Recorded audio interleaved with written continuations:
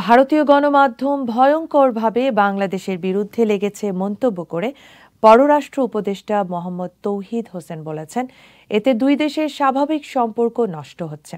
দুপুরে রাজধানীর একটি বেসরকারি বিশ্ববিদ্যালয়ে বাংলাদেশ ভারত সম্পর্ক বিষয়ক সেমিনারে তিনি এসব কথা বলেন।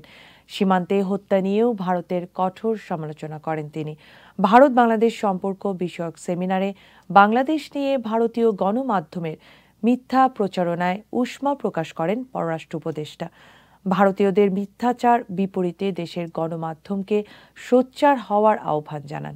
বাংলাদেশ কোনো দেশের নিরাপত্তার জন্য ঝুঁকি নয় উল্লেখ করে তৌহিদ হোসেন হুঁশিয়ারি দেন, জাতীয় স্বার্থে কোনো দেশকেই ছাড় দেয়া হবে না। সীমান্তে ভারতীয়দের আচরণ নিয়েও ক্ষোভ প্রকাশ করেন তিনি। জাতীয় ঐক্য না থাকায় দেশ অনেক পিছিয়েছে জানিয়ে পররাষ্ট্র উপদেষ্টা এই বিষয়ে সব রাজনৈতিক দলকে ঐক্যবদ্ধ হওয়ার আহ্বান জানান।